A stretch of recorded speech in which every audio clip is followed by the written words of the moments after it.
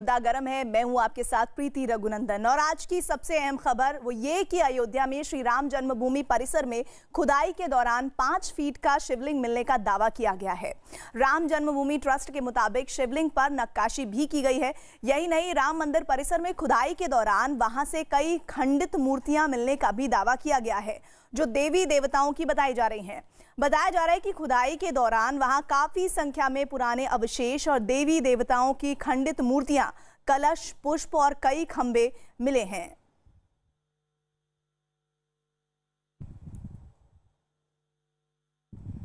पिछले 10 दिनों से श्री राम जन्मभूमि पर मलबे को हटाकर समतलीकरण का काम प्रारंभ किया है।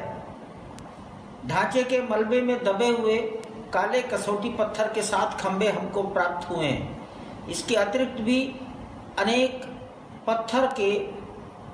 बलुआ पत्थर के नक्काशीदार अंग हमको मिले हैं और नीचे जाने पर एक शिवलिंग प्राप्त हुआ है जो लगभग 4 फीट 11 इंच लंबा है और जिसकी परिधि 42 इंच की है। ठीक ऐसा ही शिवलिंग कुबेर टीले पर भी लगा मिला है। इसके फोटो और इसके संबंध में एक लिखित वक्तव्य अयोध्या के प्रेस को दिया गया है। और इसी मामले पर बातचीत करने के लिए हमारे साथ हमारे सहयोगी अयोध्या से निमिष गोस्वामी जुड़ रहे हैं। निमिष, वैसे तो भगवान राम में अयोध्या को लेकर तमाम लोगों में आस्था है, लेकिन एक और जिस तरह से खुदाई में ये अवशेष मिले हैं जो तमाम तरह के प्रमाण को पुख्ता कर रहे हैं कि हाँ, अगर यहाँ पर भगवान राम थे तो एक और कदम इसमें मजबूती से रखने के लिए ये अवशेष बहुत महत्वपूर्ण हैं। तो ऐसे में श्रद्धालुओं के बीच आस्था और बढ़ गई।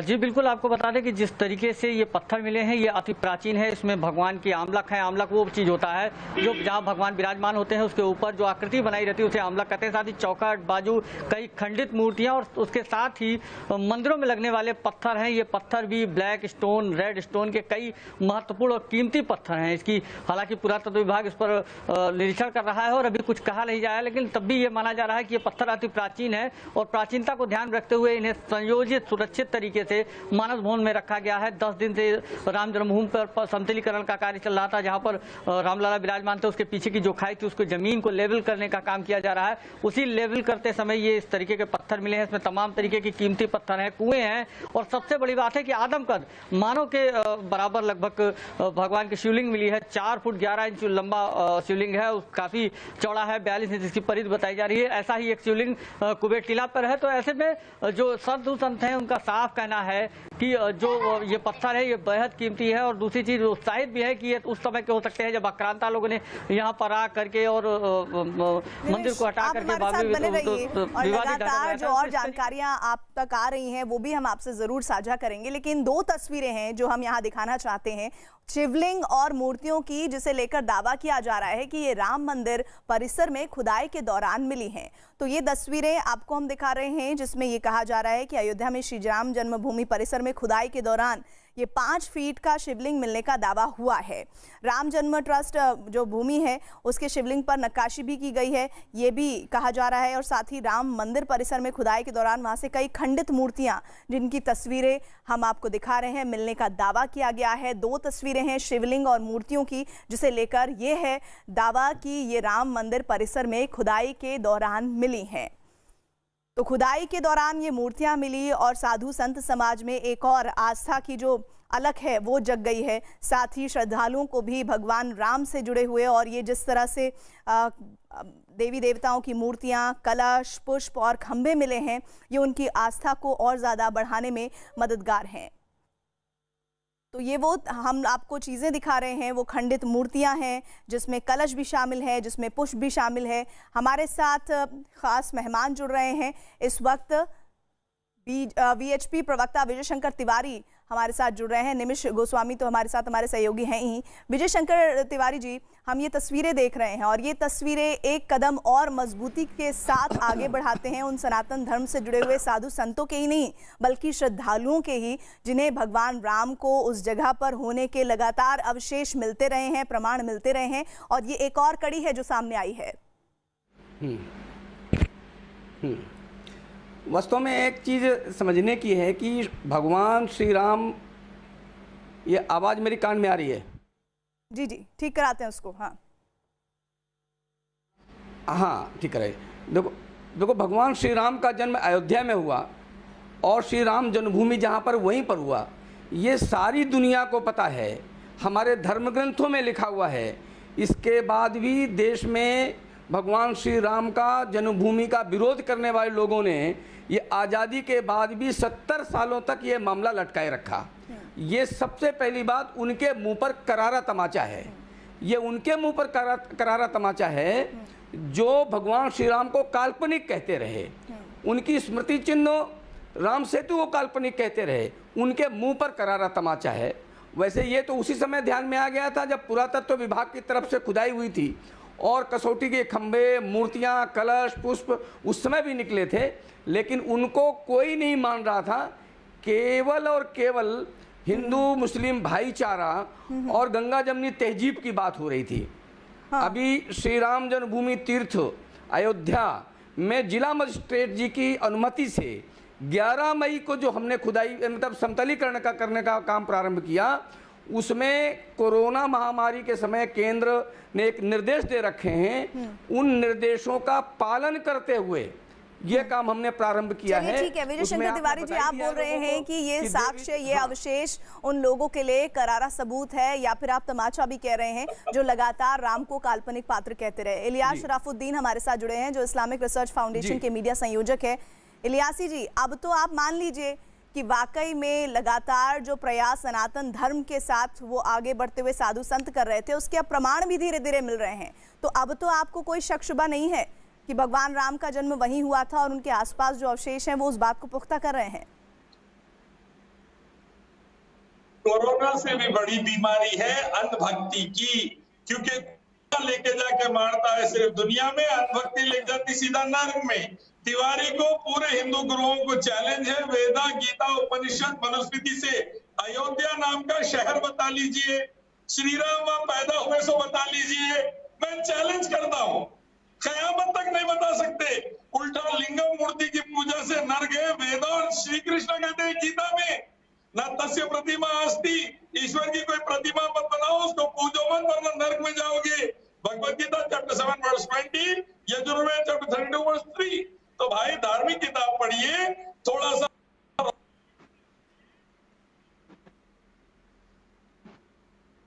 इलियास जी से लग रहा है हमारा संपर्क टूट गया है, हम दोबारा उनसे जुड़ेंगे और उनसे बातचीत करेंगे। इस बीच स्वामी दीपांकर हमारे साथ जुड़े हैं। दीपांकर जी, हम आपके पास आएंगे, लेकिन एक बार फिर से विजय शंकर तिवारी जी, आप सुन रहे थे कि किस तरह से इलियास शराफुद्दीन कह रहे हैं कि भाई हमें बता दीजिए अयोध्या नाम का शहर कहाँ था। वो तमाम तरह के साक्ष्य अभी भी मानने को, जैसे कहते हैं ना कि आंखों के आगे पर्दा डाल लेना, वो वैसा बर्ताव कर रहे हैं। इसकी वजह क्या है उस पर मैं आगे आपसे बातचीत करूंगी, लेकिन संतों ने राम मंदिर परिसर में शिवलिंग और मूर्तियां मिलने के दावे पर खुशी जताई है और क्या कहा है उन्होंने, आइए सुनिए।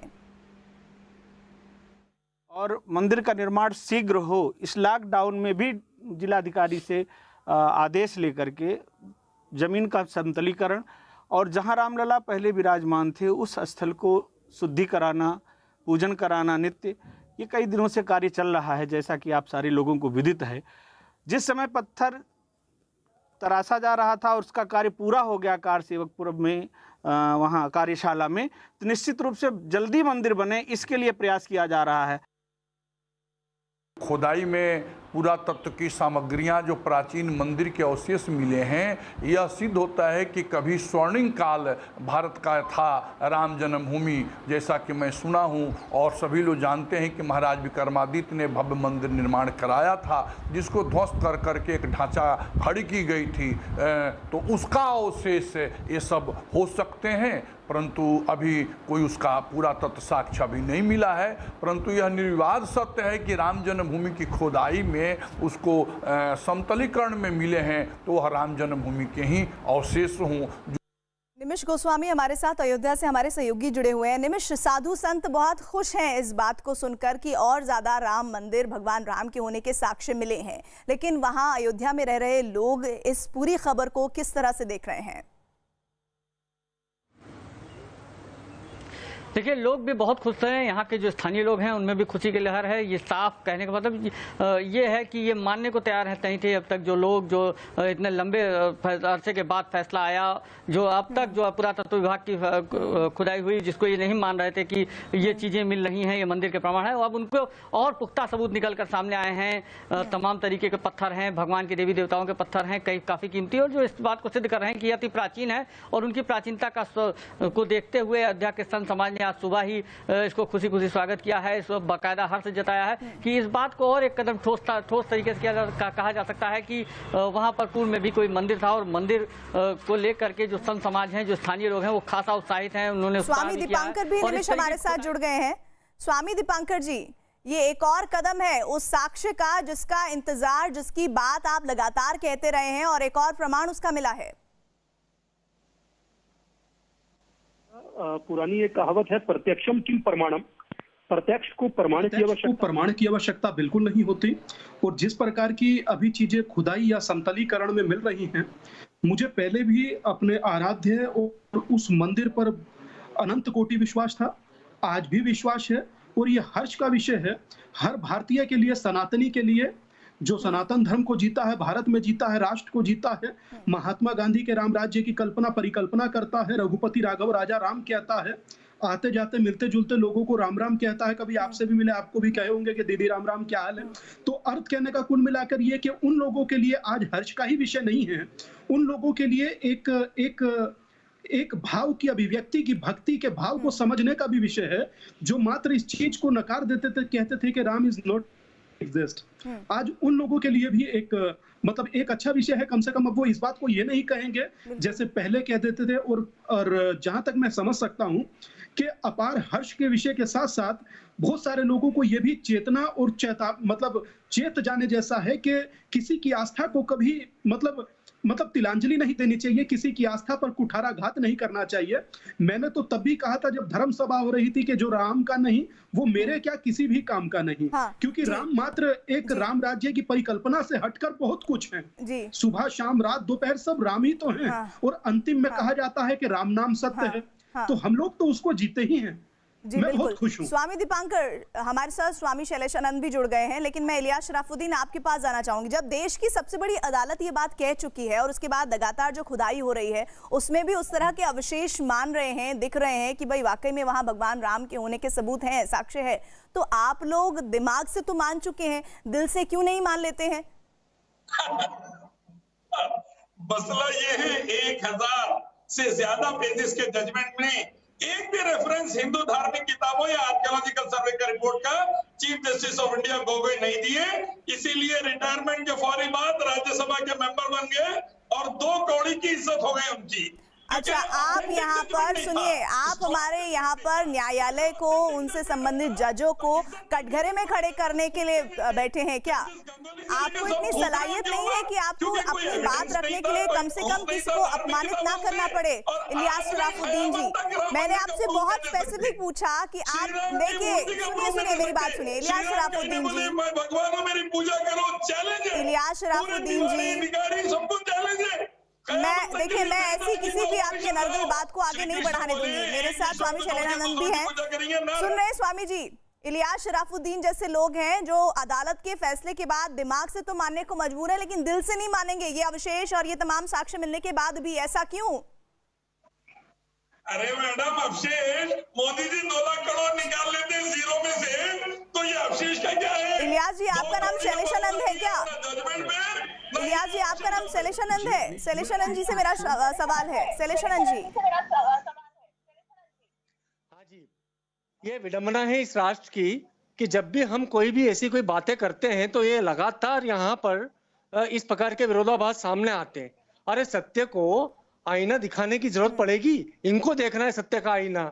यदि कहीं पर खुदाई हो रही है, हमने इतिहास में देखा है मैम कि हम एएसआई की खुदाई के अंदर निकल रहा है, डीएचयू और पुरातत्व विभाग ने जब वाराणसी में किया वहां पर निकला, बाली इंडोनेशिया में निकले शिव के सारे अवशेष, वहां की प्रतिमाओं के, सिंधु घाटी सभ्यता में निकले हैं कालीबंगा के अंदर, कपिल मुनि के आश्रम में निकले हैं। मैं जहां से बोल रहा हूँ मध्य प्रदेश से, वहां पर अमझेरा नाम के ग्राम के अंदर निकले हैं। अरे अब और क्या चाहिए? फॉसिल स्टडी कह रही है, वैज्ञानिक आधार कह रहा है, आध्यात्मिक आधार कह रहा है, धार्मिक आधार कह रहा है। इनको मानने में क्या क्या प्रॉब्लम क्या है, ये समझ में नहीं बैठता है। और सबसे बड़ी बात ये जो जिस बात को स्वामी दीपांकर भी कह रहे थे, प्रत्यक्षम किम प्रमाणम। अब आपके सामने साक्ष्य हैं, आपको नहीं मानने तो मत मानिए। आप सभी खास मेहमानों का हमारे साथ जुड़ने के लिए बहुत बहुत धन्यवाद। इधर आगे खबरों में बढ़ते हैं। विश्व हिंदू परिषद ने आज दिल्ली के मंदिरों को सैनिटाइज करने का काम शुरू किया है। वीएचपी ने कनॉट प्लेस में प्राचीन हनुमान मंदिर से अपने अभियान की शुरुआत की है और ये जानकारी है कि दिल्ली के करीब 2000 छोटे और बड़े मंदिरों में ये अभियान चलेगा। दिल्ली के मंदिर सैनिटाइज होंगे, यानी कि भक्त जल्द अपने इष्ट के दर्शन कर पाएंगे।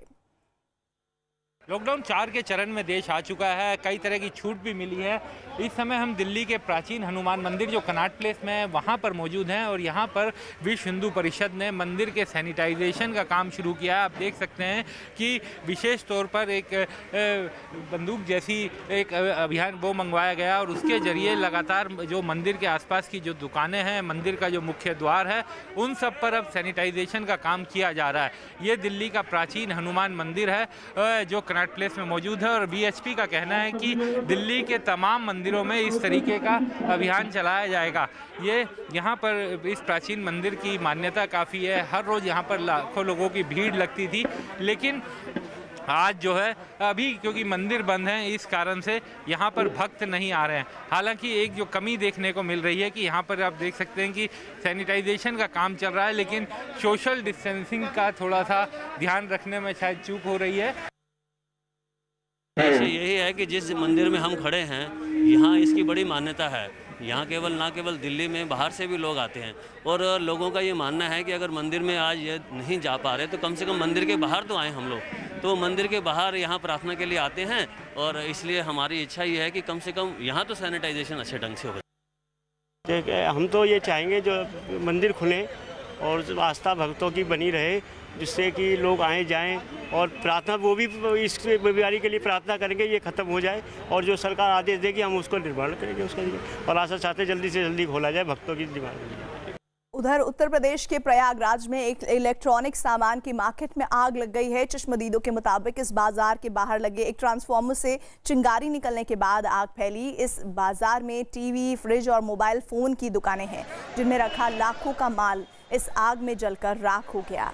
तो उत्तर प्रदेश के प्रयागराज की ये खबर, जहां पर आग लगी है और ये इलेक्ट्रॉनिक मार्केट के नाम से मशहूर इलाका है, जहां पर तमाम इलेक्ट्रॉनिक गैजेट्स मिलते हैं। चश्मदीद जो बता रहे हैं उसके मुताबिक बाज़ार के बाहर लगे एक ट्रांसफार्मर से चिंगारी निकली और उसके बाद ये आग पूरे मार्केट में फैल गई। इस बाज़ार में टीवी, फ्रिज और मोबाइल की दुकानें हैं, जिनमें रखा लाखों का माल आग में जलकर राख हो गया है। किस तरह से ऊंची ऊंची लपटें उठ रही हैं, आप देख सकते हैं। धुएं का गुबार चारों तरफ छाया हुआ है। महाराष्ट्र के पालघर में स्टेशन पर मजदूरों की भारी भीड़ नजर आई। ये सभी मजदूर ट्रेन से उतरकर उत्तर प्रदेश के लिए निकलने वाले थे, लेकिन उनकी ट्रेन कैंसिल हो गई, जिसके बाद पालघर स्टेशन पर अफरा तफरी मच गई। घर जाने के लिए परेशान मजदूरों ने अचानक ट्रेन कैंसिल होने पर हंगामा किया और इस दौरान सोशल डिस्टेंसिंग की भी धज्जियां उड़ गई। कल भी पालघर स्टेशन पर ऐसी ही भीड़ लग गई थी।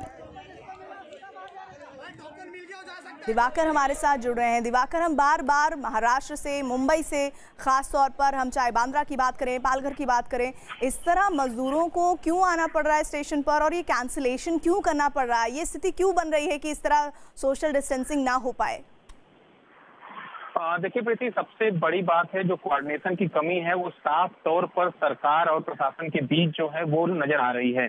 कल भी आपने पालघर की स्थिति देखी थी कि किस तरह से मजदूरों को यहाँ पे इकट्ठा किया गया था, टोकन नहीं बांटे गए थे और जिन मजदूरों ने रजिस्ट्रेशन किया था उससे ज्यादा मजदूर वहाँ पर इकट्ठा हो गए थे। यानी पुलिस प्रशासन जिसके ऊपर सिचुएशन हैंडल करने की जिम्मेदारी है वो अपनी जिम्मेदारी निभा नहीं पा रहा है। दूसरी चीज, आज की जो तस्वीर है, आज कुल पालघर स्टेशन से 3 ट्रेनें उत्तर प्रदेश के लिए जानी थी, लेकिन किसी कारणवश 2 ट्रेनें कैंसिल कर दी गई हैं, जिसके चलते जो 3 ट्रेनों के मजदूर इकट्ठा हुए थे, जिन्हें बुलाया गया था, वो भीड़ इकट्ठा हुई और अब वो हंगामा कर रहे हैं कि आखिर वो अब जाए तो जाए कैसे, क्योंकि कई जगहों से लोग पैदल चल के आए हैं स्टेशन तक। तो जाहिर तौर पर जो स्थिति है सोशल डिस्टेंसिंग की धज्जियां साफ तौर पर उड़ रही है और कहीं ना कहीं सरकार और प्रशासन के बीच समन्वय है वो कहीं ना कहीं उसकी कमी जो है दिखाई दे रही है और यही वजह है कि स्थिति इस तरह की पालघर में सामने आ रही है। लेकिन ये देखना होगा कि अब प्रशासन इस लापरवाही को किस तरह से कंट्रोल करने की कोशिश करती है, उसको कवर अप करने की कोशिश करती है, क्योंकि हमने जब जब इस तरह की तस्वीरें महाराष्ट्र, मुंबई, पालघर, बांद्रा देखी है तो कभी कह दिया जाता है कि अफवाह फैल गई, कभी कह दिया जाता है अराजक तत्वों ने कर दिया। अब तो सीधे सीधे ट्रेन कैंसिल की गई है, इसके लिए क्या जवाबदेही है उनके पास? देखिए जो रूल्स है उसके मुताबिक जो लिस्ट तैयार की जाती है प्रशासन की तरफ से, जिन मजदूरों ने रजिस्ट्रेशन कराया होता है उसकी लिस्ट सरकार को भेजी जाती है और उस लिस्ट के मुताबिक रेलवे से ट्रेनें मांगी जाती है। लेकिन अचानक से इन मौके पर जो है ट्रेनों को कैंसिल कर देना कहीं ना कहीं सरकार की गलती है, क्योंकि रेलवे जो है वो ट्रेनें मुहैया तो करा देती है, उसको हैंडल करने की जिम्मेदारी सरकार और प्रशासन की होती है। लेकिन जब ट्रेनें कैंसिल होती है तो उसके लिए पूरी तरह से सरकार जिम्मेदार होती है, रेलवे उसके लिए जिम्मेदार नहीं होती है। तो साफ तौर पर यहाँ पर सरकारी अधिकारियों की लापरवाही साफ तौर पर नजर आ रही है और जिस तरह से सरकार की जी स्थिति है इस वक्त मौजूदा हालात में महाराष्ट्र में, उसमें इस तरह की लापरवाहियां ही है कि जिस तरह से महाराष्ट्र इस वक्त देश में कोरोना के मामलों में नंबर 1 है। आप भीड़ देखिए, भीड़ देख के इस बात का अंदाजा लगा सकती हैं। बनाया जा रहा था कि ये भीड़ लगातार जमा रहे हैं, सोशल डिस्टेंसिंग नहीं कर रहे हैं। अब प्रशासन बताइए, प्रशासन ने ही इन्हें मजबूर कर दिया है ऐसे भीड़ भाड़ की स्थिति बनाने के लिए। शुक्रिया दिवाकर आपका, अपडेट के लिए आपके साथ आगे जुड़ेंगे। मुंबई के कांदिवली से खबर है, जहां ट्रेन से गांव लौटने की उम्मीद में पहुंचे मजदूर उस समय मायूस नजर आए जब उन्हें वहां से यूपी के जौनपुर और प्रतापगढ़ जाने वाली ट्रेनों के रद्द होने की जानकारी मिली। वहीं मजदूरों को आश्वासन देने वहां पहुंचे यूपी के प्रतापगढ़ से बीजेपी सांसद संगम लाल गुप्ता ने ट्रेन की उम्मीद में पहुंचे लोगों पर छुट्टियां माने जाने का आरोप लगा दिया, जिससे कांग्रेस ने उन्हें निशाने पर ले लिया। उत्तर प्रदेश जाने वाली 3 ट्रेनों में से 2 ट्रेनें कैंसिल होने के बाद लोगों में अफरा तफरी का माहौल है और कहीं न कहीं लोगों की परेशानियां अभी भी बढ़ी हुई हैं। यहाँ पर उत्तर प्रदेश के नेता संगम लाल जी हैं हमारे सामने। सर, प्रतापगढ़ की भी ट्रेन कैंसिल हुई है, जो 2 ट्रेनें कैंसिल हुई हैं उसमें प्रतापगढ़ की भी ट्रेन है और जौनपुर की भी ट्रेन है। कहीं ना कहीं मजदूरों में इस चीज़ को लेकर रोष भी है। नहीं, ऐसा कोई रोष नहीं है। और देखिए अभी परेशानियां तो बढ़ी है ना? कोई परेशानियां नहीं बढ़ी है। देखिए एक साथ में इतने लोग अगर रवाना होंगे तो थोड़ा 1-2 दिन वेट तो करना पड़ेगा। और रोज के 50 ट्रेन छूट रही है। अभी तो भारत सरकार ने एनओसी भी बंद कर दिया है, खाली लिस्ट बनाए और रोज के रोज 1500 एक ट्रेन में लोग जा रहे हैं और कहीं कोई रोष नहीं है। अब आराम से 2-3 दिन में सब लोग चले जाएंगे। और दूसरी बात क्या है, देखिए ये जो लोग हैं ये परिवार से हैं। जो श्रमिक मजदूर थे ना वो लोग तो जा चुके हैं, ये तो जो छुट्टियों मनाने जाते थे ना ऐसे लोग हैं। ये छुट्टियां मनाने वाले मजदूर नहीं है, क्योंकि अगर छुट्टियां मनाने जाने वाले जो लोग होते हैं वो इस तरह से कतारों में लग के जो है सब कुछ झेलते हुए नहीं जाते हैं। श्रमिक मजदूर जो हैं वो सिर्फ अकेले आए थे नौकरी करने यहाँ, जो फैमिली से है उनका खुद का यहाँ रूम है। ऐसे लफ्ज निकालना ये बहुत गलत है, लेकिन बार बार हमें ये अनुभव आता है कि भारतीय जनता पार्टी जब कोई उनका सांसद ऐसा बोलता है तो ये भारतीय जनता पक्ष का कोर जो लोग हैं उनकी भूमिका होती है और कोई सांसद के मार्फत वो बताने की कोशिश करते हैं। इसीलिए ये जो माइग्रेंट्स है उसके बारे में ऐसा बोलना बहुत गलत है, इसका हम निषेध करते हैं। और अगली खबर ये कि सरकार ने 25 मई से शुरू हो रही घरेलू उड़ान सेवा के लिए दिशा निर्देश जारी कर दिए हैं। उड्डयन मंत्रालय की ओर से जारी दिशा निर्देशों में साफ किया गया है कि हवाई यात्रा के लिए फेस मास्क पहनना जरूरी होगा। यात्रियों को सिर्फ एक बैग ले जाने की इजाजत होगी। साथ ही ये भी साफ किया कि सिर्फ ऑनलाइन चेक इन के जरिए ही एयरपोर्ट में एंट्री दी जाएगी। एयरपोर्ट के काउंटरों पर चेक इन की सुविधा नहीं मिलेगी। एक दिन पहले ही नागरिक उड्डयन मंत्री हरदीप सिंह पुरी ने उड़ानें शुरू होने की जानकारी दी थी, जिसके लिए आज एयरलाइंस, एयरपोर्ट और यात्रियों के लिए दिशा निर्देश जारी कर दिए गए हैं। उधर रेल मंत्री पीयूष गोयल ने कोरोना संकट पर बीजेपी नेता संबित पात्रा से ऑनलाइन चर्चा की। इस चर्चा में रेल मंत्री ने लॉकडाउन की वजह से देश के अलग अलग हिस्सों में फंसे दूसरे राज्यों के मजदूरों की समस्याओं से जुड़े सवालों के जवाब दिए। उन्होंने प्रवासी मजदूरों के मुद्दे पर सभी राज्यों की पूरी मदद करने का दावा किया। मैंने अभी बताया 257 ट्रेनें आज तक चली हैं, उसमें अकेले उत्तर प्रदेश में सिर्फ उत्तर प्रदेश में 50% से अधिक ट्रेनें चली, यानी 1054 ट्रेनें, 1054 ट्रेन मात्र उत्तर प्रदेश के लिए देश के कोने कोने से गई। और देश के हर राज्य से, चाहे वो महाराष्ट्र हो, गुजरात हो, तेलंगाना हो, हर राज्य से उत्तर प्रदेश के लिए इतनी ट्रेनें निकली। और जो राज्यों ने हमें सहायता दी, जिन्होंने इसका लाभ लिया, उसमें बिहार ने लगभग 1/4 ट्रेनें बिहार ने ली, 562 ट्रेनें, मध्य प्रदेश ने 108 ट्रेनें ली है। तो एक प्रकार से अलग अलग स्टेट्स ने अपनी अपनी कोशिश करके हमें मदद करके ट्रेनें लेने का सिलसिला किया। दुख ये होता है कि कुछ स्टेट्स ने तो जरा भी हमारे साथ कोऑपरेट नहीं किया। आपको याद होगा वो दृश्य बांद्रा स्टेशन पे कुछ दिन पहले, शायद 13 या 14 तारीख को, या 13 या 14 को था, या उसके भी पहले था, जो लोग इकट्ठे हो गए थे। अब वो सब पश्चिम बंगाल जाना चाह रहे थे और हमारे पास अनुमति नहीं मिलती थी पश्चिम बंगाल से। पश्चिम बंगाल के लोग देश भर में फैले हुए, मैं समझता हूँ 30-40 लाख लोग कम से कम अपने घर जाना चाहते हो, लेकिन आज तक पश्चिम बंगाल में हम मात्र 27 ट्रेनें चला पाए, ओनली 27। बहुत धन्यवाद पीयूष जी, आपने बड़े डिटेल से पूरे राज्यवार कितनी कितनी ट्रेन राज्यों ने मंगाया था वो डिटेल रखा है। मगर इसमें ये जो राज्यवार आपने भी डिटेल रखा है, इसमें बहुत चौंका देने वाले विषय सामने आए। कहाँ तो उत्तर प्रदेश में 1054 ट्रेन उत्तर प्रदेश ने अपने लोगों के लिए भिन्न भिन्न राज्यों से मंगाए, वहीं वेस्ट बंगाल में जिस प्रकार से मात्र 27 ट्रेन दिख रहे हैं, ये अपने आप में कहीं ना कहीं एक सवाल खड़ा करता है।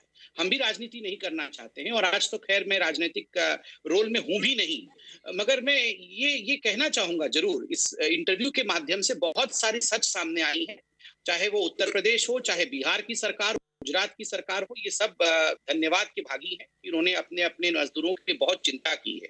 दूसरी बात है पीयूष जी, जैसा कि अभी मालूम पड़ा है, हम आपके ट्विटर हैंडल को भी फॉलो कर रहे थे और रेलवे मंत्रालय ने भी कहा है कि जून 1 तारीख से शायद 200 नॉन एसी ट्रेन चालू होंगी।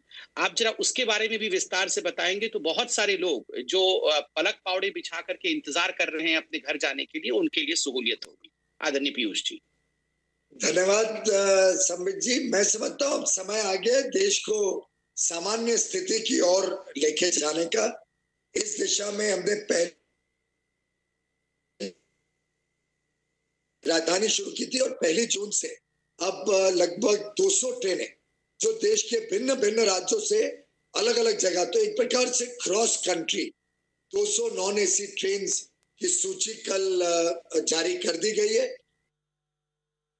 और राजस्थान के जयपुर से खबर है, जहां लॉकडाउन में छूट मिलने के बाद मजदूर काम पर लौटने की तैयारी में है। जयपुर के अजमेर रोड पर मजदूर अपने फावड़े और औजार लेकर काम मिलने के इंतजार में बैठे हैं, लेकिन मजदूरों के एक साथ एक जगह जमा होने से सोशल डिस्टेंसिंग का पालन नहीं हो पा रहा।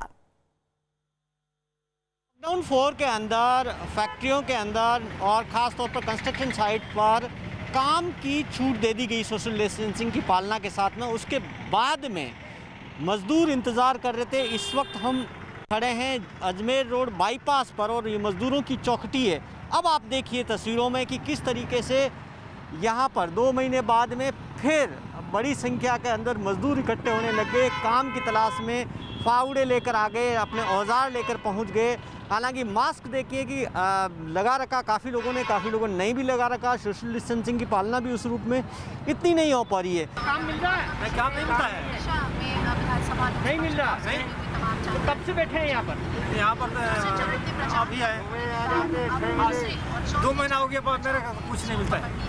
2 महीने से इंतजार कर रहे हैं? हाँ 2 महीने से इंतजार कर रहे हैं, धंधा पानी है ही नहीं। लोग क्या खाएंगे? कोई ले जा नहीं रहा? नहीं, कोई नहीं ले जा रहा, कोई पूछते नहीं। अच्छा, कोरोना का डर नहीं लग रहा? कैसे काम करेंगे आप? कोरोना का तो डर लगता है, अपना खाना खाएंगे ऐसे मरेंगे। पेट की आग जरूरी है, पेट के लिए साहब बैठे हैं, कोई आ ही नहीं रहा है, बैठे हैं क्या करें। सुबह 6 बजे आ जाते हैं, कोई पूछता नहीं है।